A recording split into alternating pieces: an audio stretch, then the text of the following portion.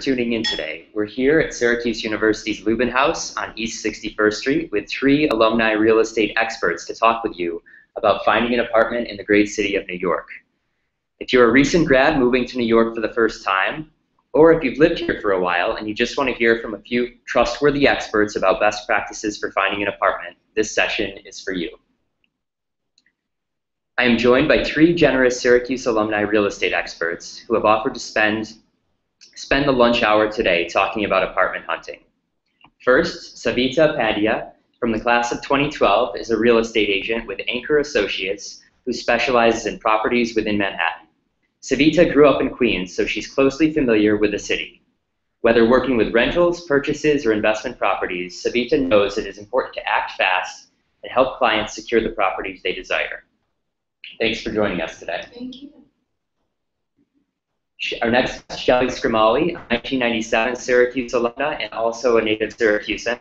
Shelli is a licensed real estate broker with more than 11 years of experience. After working for 6 years in sales at Stripling and 4 years in rentals at City Habitats, Shelli established her own business as an independent real estate broker in 2013. Shelli works by referral only, and she offers all Syracuse alumni a discount. At the end of our discussion today, we'll tell you how you can get in touch with Shelli. Thank you also for being here. Thank you. And our third panelist, Jason Rennick, from the class of 2010, is a licensed real estate salesperson with Platinum Properties, a boutique real estate firm specializing in luxury residential sales. Along with sales, Jason also specializes in apartment rentals in Manhattan. A native of Syracuse and a proud SU alum, he has helped dozens of SU grads find their first place in the city. We really appreciate you being here today. Glad to be here. So I want to jump right into the discussion today, but first, just a note that if you're watching online and you'd like to ask a question, please tweet to the hashtag SU in NYC APTS or email me directly at deklamm@syr.edu. And I should note that both the hashtag and the email are right below the video that you're watching now. So with that said, thank you all again for being here today. My first question for all of you, what do you think is the most important thing that new graduates need to know if they're planning to move to the city this summer? So I think it would be paperwork, having your paperwork ready to go, your financials, your bank statements, unemployment, pay stubs, tax returns if you worked in the last 6 months. That would be the most important thing, in my opinion, to have ready to go.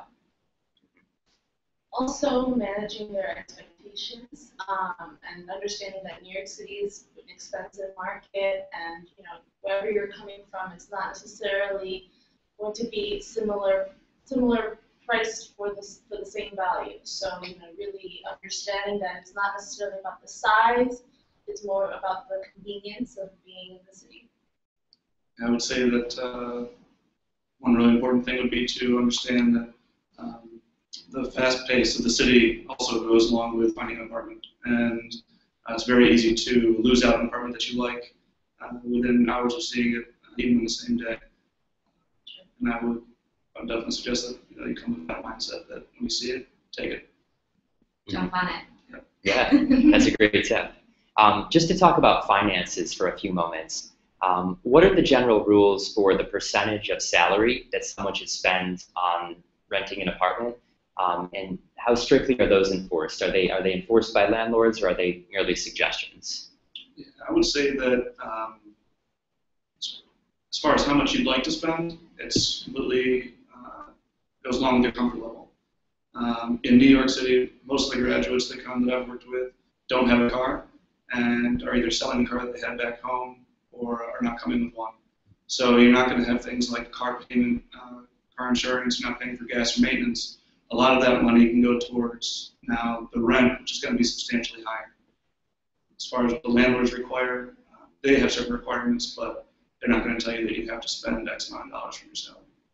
But typically, they expect you to make 40 times the rent in income, and if you don't make that, then you would need a guarantor, which is someone else who would be responsible to make the payments if you don't make them. So typically, sometimes you might be looking for an apartment, but you might not qualify for that apartment. And those guidelines are actually pretty followed strictly. Well said. So just to talk about a guarantor for a little bit. So who would a guarantor be? Potentially a parent or a family member, and how is that? Can you talk just a little bit more about the guarantor? Yeah. Sure. So landlords in New York City prefer you to use a family member that actually lives in New York State, if not the tri-state area. They also require them to make up to 100 times the monthly rent. So, you know, those are the two real components that they want you to have. Someone that's local, tri-state, and to qualify, they have to provide the same exact paperwork that the tenant would. So your bank statements, tax returns, etc. If you're a parent or self-employed, they need to provide a letter from your CPA stating that as well. So just to put that into an example, if someone's looking at an apartment where the rent is $1,500 a month, you would be looking at having a guarantor that makes 80 to 100 times $150,000 a year. Right. And if you don't have a guarantor, there's a company called, I think it's Lease Insurance, right? So they do charge a fee, so you can use them. If you're from Canada, you don't have credit history, you know, it's a rent stabilized apartment, and you can't pay the rent up front. Well, you know, sometimes they'll say, you know, come meet with me in person, we'll work on it, but usually they do want a year in advance for many of the properties, or 6 months of security. So be prepared to really have your cash and your funds ready in the bank where you can access it within literally 48 hours. It's also a great reason to use a broker that's really familiar with the city, because like Shelli was saying, there are only certain buildings will allow you to pay for the entire year up front. Also, certain buildings will allow you to use guarantors that are outside the tri-state area, or guarantors that are not parents. For instance, I was working with some international graduates just recently, and both of their parents are from Israel. So neither of them could be the guarantor for the particular building they chose. In that case, they were able to use a guarantor that was a family friend within the city. So there's definitely ways around it, but using a broker, I would say, is definitely a great way to find buildings that you would qualify for. And just putting a roommate into the equation, I know lots of our new graduates will be looking for apartments with roommates. How does that complicate things? Sometimes they'll use both of your incomes as combined. So they'll say, okay, you're approved on this basis. Other times, I would say 40% of the time, they'll say, we understand you both have jobs, we have your paperwork, but we still want a guarantor because it's your first job in New York City, and we don't really know you. So it's we have nothing to base you off of. Right. Who's your landlord referring you, you know? So definitely, still you might need a guarantor. It's always good to have a network, especially if you're new to the city. You know, be connected. At least if you have a friend or family friends who live in the tri-state area, to really have at least a backup plan. As far as qualifying for an apartment, having a roommate can help sometimes, and sometimes it won't really matter that much. But as far as finding an apartment with either more space or that's more affordable, having a roommate will definitely help. When you get to New York City, you're going to find things that you might not be familiar with, like flexing, where basically you're turning a one-bedroom apartment into a two-bedroom apartment, and now all of a sudden it becomes a lot more affordable, especially for recent graduates. Shifting gears just a little bit to talk about brokers. So you all work in real estate. Can you talk about what is a broker and what is the advantage of working with a broker? So a broker is actually the principal of the firm, and they take a 75-hour course and a 45-hour course as well.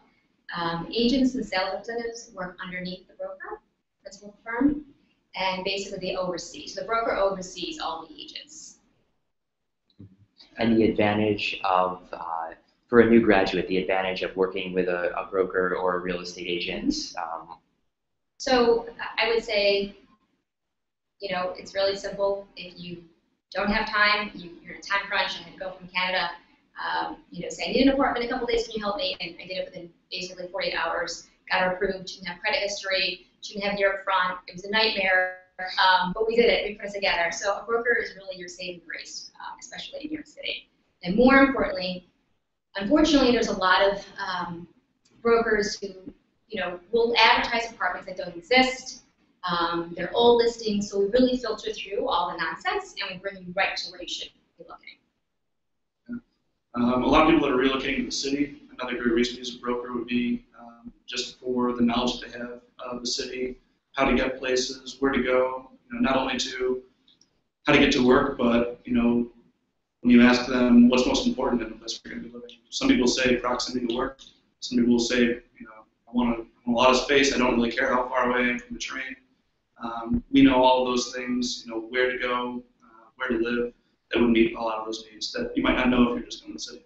Yeah, brokers have definitely done the field work, and they know the landlords. They have relationships with the management companies. They've done deals with them. So they're able to get your application, get you to do everything, have your paperwork ready so that you can secure the apartment as quickly as possible and get the apartment that you want versus you doing it on your own, not knowing what the steps are, kind of, working through different complications, and then by that time you could have lost what you originally liked. Mm-hmm.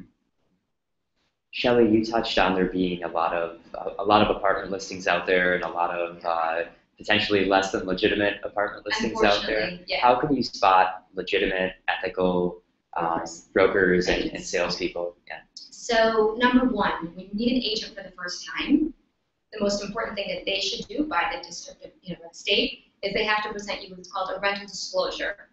And don't be alarmed by this. You don't have to sign it. It's basically a document that says who your broker represents. So if they're showing you an exclusive, which is something that they've gotten from the landlord directly and only, they represent the landlord and you, being a dual agent. If they represent just you, say they're calling you and say, hey, I want to see a 3-bedroom Murray Hill for $5,000, then they represent you and your best interests. So that's really a big point. A lot of other factors I'm sure that you guys can talk about. As far as finding a reliable broker, I would say ask your friends. Ask the people that moved to the city here before you. And most of my business, you said all of your business, and I'm sure your business as well, is from referrals. The best brokers, they are the ones that have lasted, and you get referrals because of the work that you do, and all of the clients are happy at the end. Also, working with multiple brokers is at a disadvantage to you, because we're all basically doing the same work. You really should just work with someone who you like and whom you trust. Really, we all have the skills to find you the apartment. It's really about who you feel most comfortable with. So by scheduling a lot of appointments, and then someone has an apartment and then you've already seen that building, and if a broker, for instance, takes you to a building that you've already told them you've been to with a different broker, that's actually illegal. So that's also an unethical sign of a broker and not doing the right thing. You can also touch on that. If you sign a fee agreement with one brokerage firm, and then say another broker takes you to that same apartment, you think, well, maybe I can get a discounted fee or a better deal with this broker. If you sign one brokerage firm fee agreement and another one, you can be liable for 2 commissions. So be very cautious of what you sign, who you're signing with. Mm-hmm. Let's talk about neighborhoods for a few minutes and how to go about selecting an area of the city to live in. Jason, you touched earlier on one person might be wanting to live close to work, one person might be most interested in proximity to the gym, someone might be most interested in safety. What are some factors to consider when evaluating potential neighborhoods to live in? I think a lot of people that are coming to the city hear about where all the nightlife is, and they want to live close to there. That's great, and there are some fantastic apartments in those areas. And when I'm talking about those areas, I think everyone would agree. We're talking about places like West Village, East Village, Chelsea, Meatpacking District. Those are, for a reason, the most expensive areas in the city. So when you see a lot of the recent grads that are coming up and just starting a job, you either may not be able to find an apartment within your budget, or if you do, you're looking at it's almost like a shoebox. So there's a little bit of give and take on where you want to live and how much you want to spend. But really, it just comes down to what's most important to you, and keeping in mind that it's a completely different way of life than a lot of people have lived before, where they don't have a car, they're not walking outside their door and hopping in the car, and they're only going to be outside for a few minutes. And a lot of people have anywhere from 5 to 15-minute walks to the train, so in the winter it can get kind of cold, so think about that as well. It's a great point. And most of our graduates being from Syracuse have a sense of appreciate the it. cold. So if you had to name some up-and-coming neighborhoods that new graduates might want to consider, perhaps they're on a budget or they're looking for a place with other young professionals, what are some ideas you might have? Well, if they're looking to save more money, definitely the further uptown Manhattan you go, the better deals you get. You know, especially if you're looking to share for roommates. There's definitely a lot of 2 bedrooms, 3 bedrooms, and they're older buildings, so they are pretty spacious pre-war. But yet, if those buildings are located on the Upper West Side, Upper East Side, they might definitely be in a higher price range. And a lot of students tend to be very price conscientious, and they're really focused on trying to save as much as they can. So, keeping your options open and not being so restricted on a specific area simply because you heard from a friend that's a great street or a great spot to hang out. You can, if you're living in Manhattan, you can hang out anywhere you want. That's the whole purpose of living in Manhattan.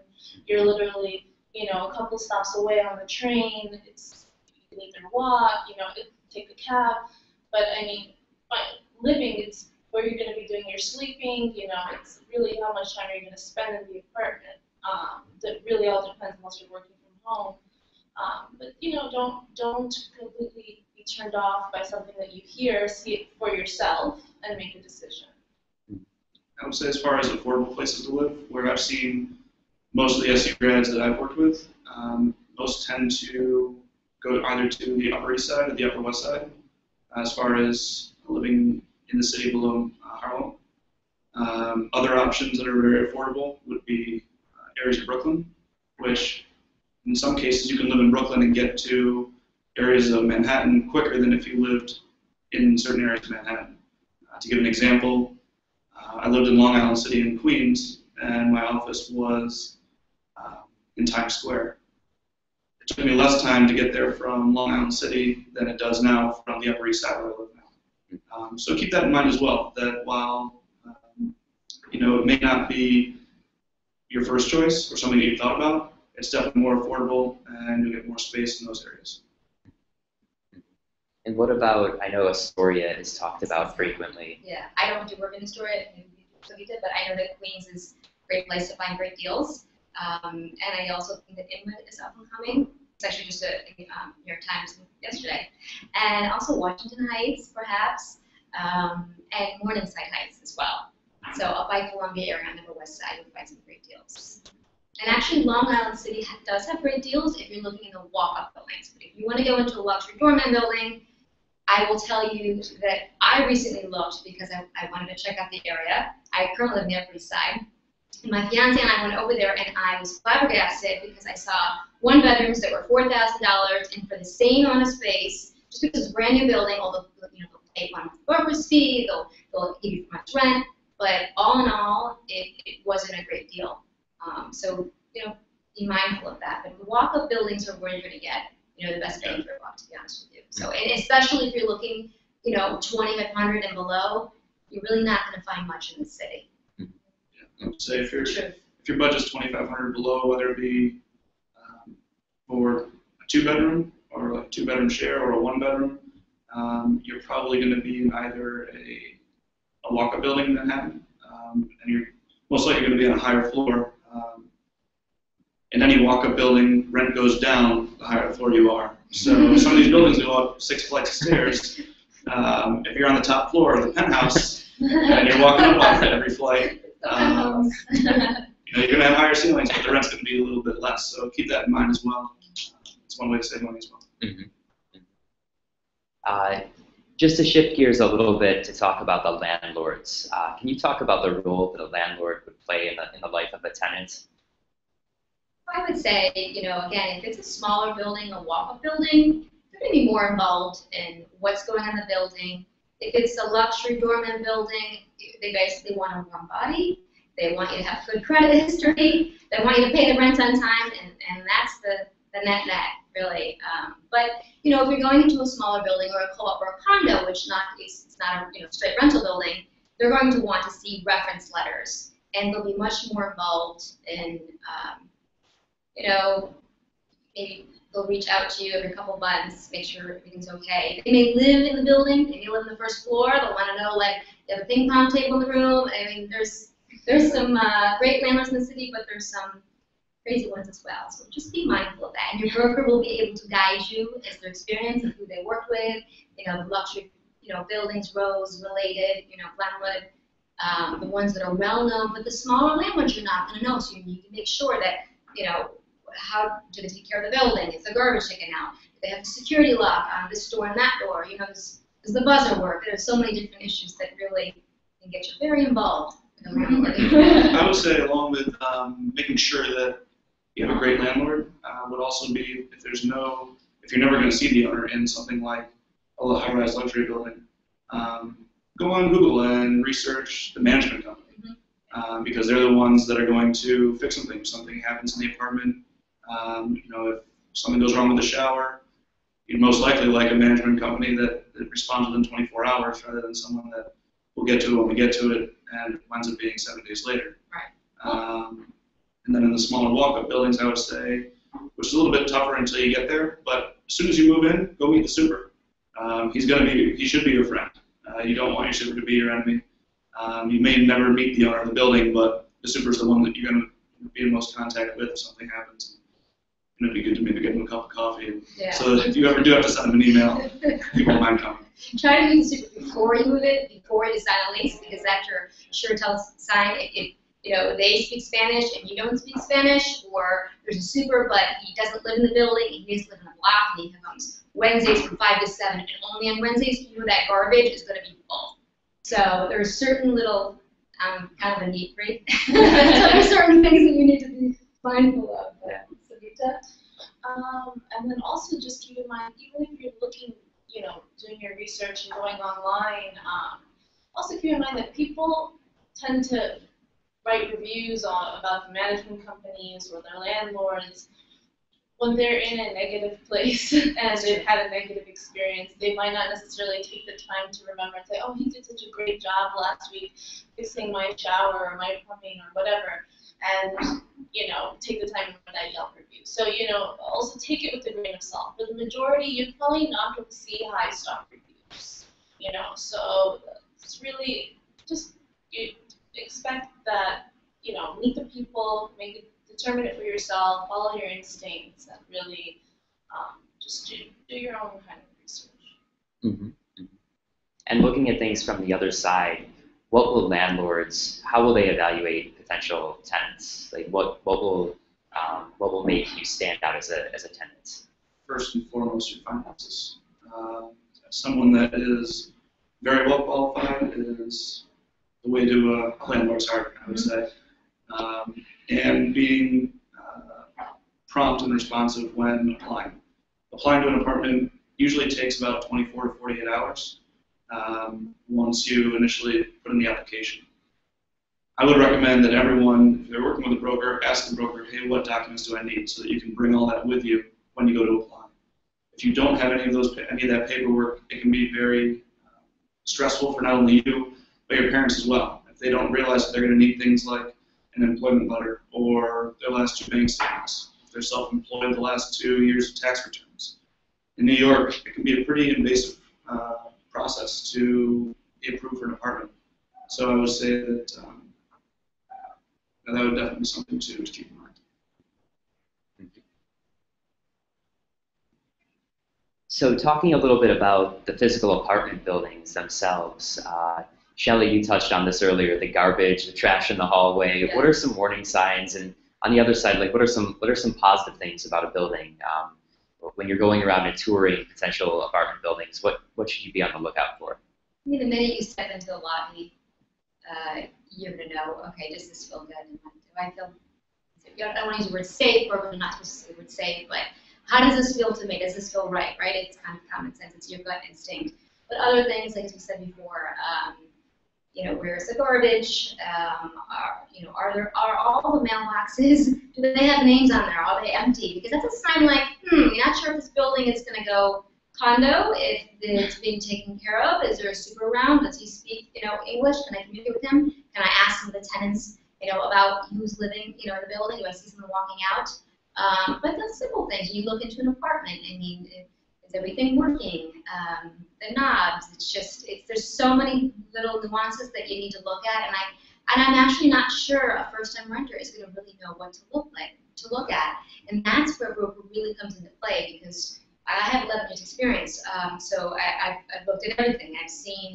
I rented $1,300 studios, and I've sold $3 million properties, so I've just seen the gamut and the checklist. And before you sign an agreement, you have your checklist. This is my punch list. This is what I want done. Make sure this is done. Make sure it's in writing. Otherwise, you're going to be, in a little bit of trouble. Unfortunately, because when you send that lease, game's over. They got your check, they got you in the hook, and that's it. I would say things to look for is at least for that are very quick and easy while you're in an apartment. Turn the water on, see what the water pressure is like. You're going to find that if this is your first time in New York, not every building has good water pressure. And I know for a lot of the girls that I work with, water pressure is a really important thing. I would check water pressure, look for small, holes in the walls. A lot of walk-up buildings, not a lot, but some, will have mice and other pests. So, it would be another good reason to work with a broker, because most likely if they're doing a good job, they're not going to bring you to a place like that. But at the same time, if you're out there on your own and you decide to to try and do this on your own, which is definitely going to be a process, but I would look for things like water pressure, holes, microline fractures, things like that, just to make sure the building is kept well. Also, those little critters what Jason was saying earlier, if you go underneath the kitchen sink and the bathroom sink and you look for little holes behind the pipeline, you will see what looks like this sponge-like stuff that's stuffed in there. That's a sign that the building or that apartment may have had some issues with little rodents or mice or what have you. So just make sure it's all sealed up. Okay, doesn't mean you're going to get them again, but you need to make sure they're completely sealed. So that's one thing I check for every single tenant that I place. And I go right to the kitchen and like, what is she doing? I'm like, I'm checking it. Just trust me. You can go into a $5 million townhouse and still have a little creature. So it's not the cost of the apartment. It's how well maintained is the apartment, and it's just New York, so city. Yeah, those are great things to think about. Yeah. Absolutely.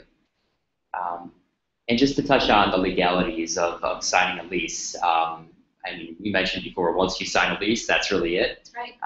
Are there any specific tips around that, things to be aware of before you sign? I would say I always tell my customers, if you can get the landlord to give you write a little clause in there, most will not. But saying, if you had to break your lease, you'd only be penalized maybe 1 month, or if you can find someone to sublet the rest of your apartment, you can get out. But most of them won't allow it. Smaller landlords sometimes will. Just be mindful. You don't have to hire an attorney unless you're getting a grand apartment. Most, first-time renters are not getting a $5,000, $10,000 or 2-bedroom. So just, if you can meet with the managing agent, speak with them. Go over the rider. That's the most important part of the lease. So most landlords will use a revenue, Real Estate Board of New York lease, standardized lease. It's not stabilized. So I would say 85% of all leases, especially the dormant buildings, look exactly the same. But look at the rider. It'll say what the preferential is, what your current rent is. It'll say, what the pet fees are, where the smoke alarm, all these items. Again, your broker can help you, but you really have to read it. And I would suggest that your broker email it to you, or the managing agent email it to you prior to your lease signing, so that you have 24 hours, or send it on a Friday, you have a whole weekend to go through and email your broker, hey, what does clause 32A, B say? Why is, and get all the explanations. So when you sit down, get your paper and pen, you have a little water, you're ready to go, and you get your keys. And it's fun. Yeah. I would say, just like Shelli said, reading it would be the biggest thing. Some leases are only a few pages long. Other leases are 40 pages long. At least going over the specifics of the actual lease itself and finding out things like what is the penalty if I break the lease? What's the actual, if you have a pet, make sure that the pet's allowed. If you talk to a super and you asked him and he was showing you the building, he said, "Oh, you have a dog? Yeah, no problem, it's okay."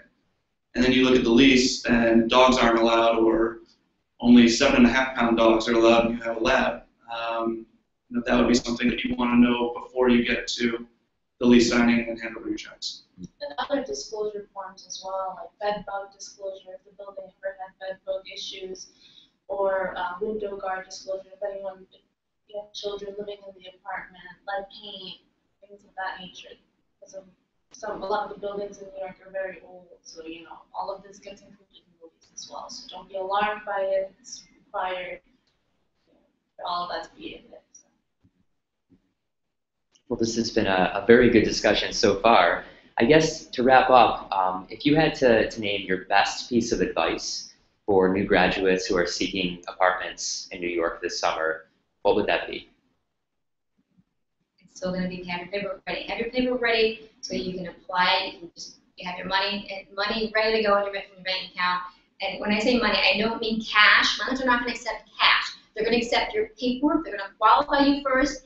Then they will ask for bank certified checks. Very important. So many customers say, "Oh, here's my check." No. Bank certified. You can go to a local Manhattan bank, get it from your bank, or a cashier's check.